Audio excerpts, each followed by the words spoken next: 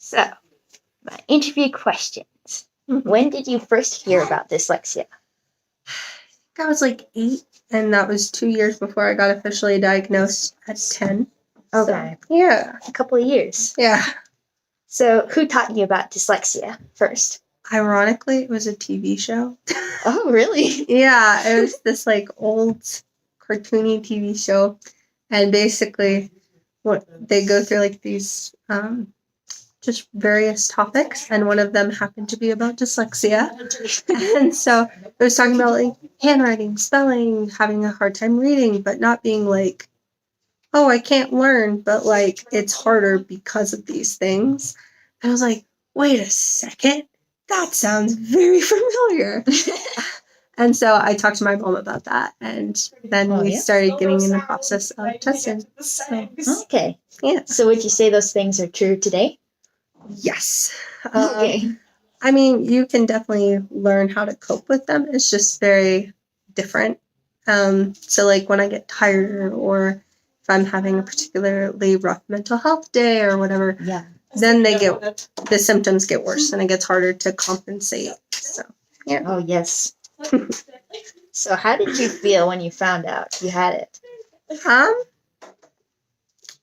mean, I guess it was kind of just like, okay, I am not stupid, because I was behind my peers, in like spelling, handwriting, reading. So I was like, I feel so stupid and whatever. And then I was like, oh, there's actually a reason for that, and it doesn't make me any less dumb or any less smart or any less, a good person or whatever. It's just harder to learn. It's harder to do stuff. And so, yeah. True. So somewhat of a relief. Yeah, exactly. Okay. So what would you say are the ups and downs of dyslexia?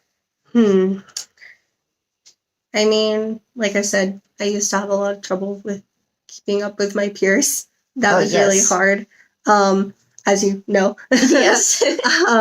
So, like, just the whole idea of, like, trying to make sure I was working hard, but also catching up with my peers and learning stuff and just overall improving was difficult. Yeah. And often very discouraging, Yes. But as I, like, grew and learned more about how to cope with it, and I found more people who had dyslexia. Like, I'm not sure if you know this statistic or not, but 1 in every 5 people have dyslexia. Okay. Yeah. So, like, I was really blessed being put in the grade that I was put in, because there were at least 2 or 3 or more people with dyslexia in my grade, and that's not always common here. So, oh yeah, that was really great. That's awesome. Yeah. So, how did God use it in your life? It's taught me to be more patient with others, and it's taught me just how to make sure to approach how everyone learns differently and give people grace, because I don't know diagnoses. I don't know what people have been through. Yeah. And so, I guess it's just given me a lot more patience, a lot more perseverance to do the things I want to do. And, like, most people who have had dyslexia, who have struggled really hard, you have to work about 10 times harder to be up to the same standard as other people. And so,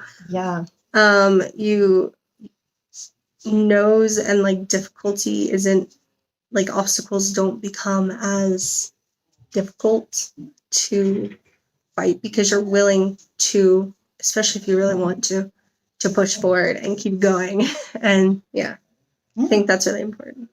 Yes. Lots of perseverance. Yes. And what would you want people to know about it? I mean, obviously, the statistic I told you. Yeah. I think that's important. Yeah, I mean, it's definitely like, it's one of those things where I feel like you learn as you go.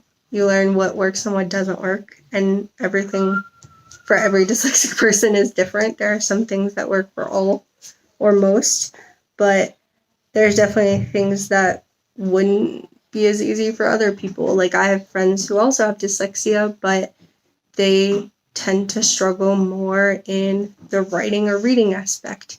Yeah. Whereas I tend to struggle with the math aspect. Oh, yes. And so just that kind of thing of like, there's variations of what can and can't be someone's priority and how they learn. And also, once you can cope with it, it doesn't mean you don't have dyslexia or you don't need help anymore.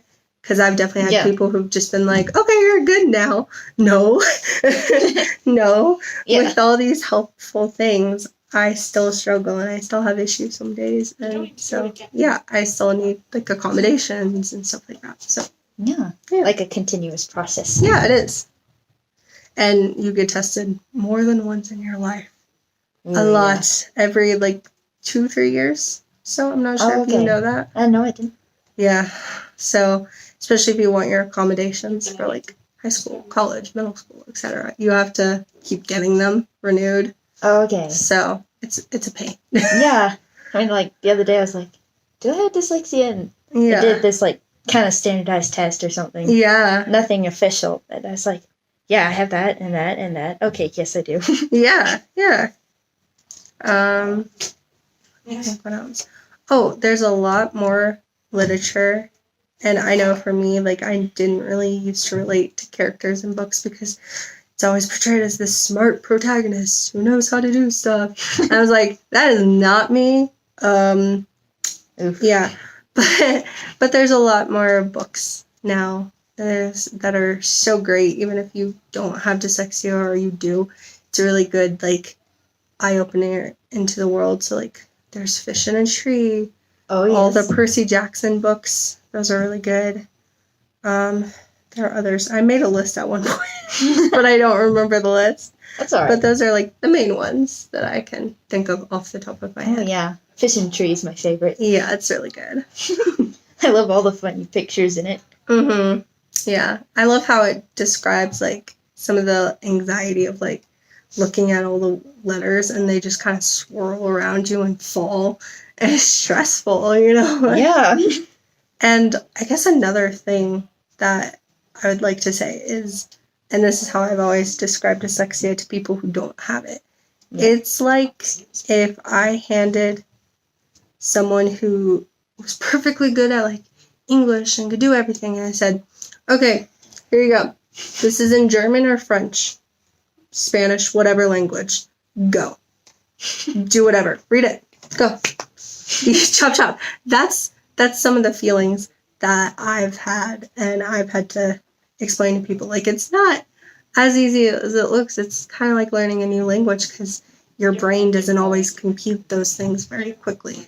Yeah. So. Did you experience those, like, switching the letters, like B, P? Yes, okay. B, P, D. Yeah. And Q, was it? Yes. Q, yeah. For me, it's most often the B and the D. Okay, yeah.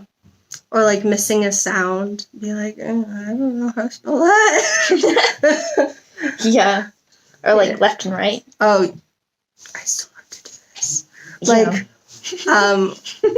you know, obviously, grandpa thing. But banquets coming up and they have us do, like, formal dinner. So it's going to be like, make sure to put your napkin on the left side of you. Oh, no. And pass all of the dishes counterclockwise. And I was just like...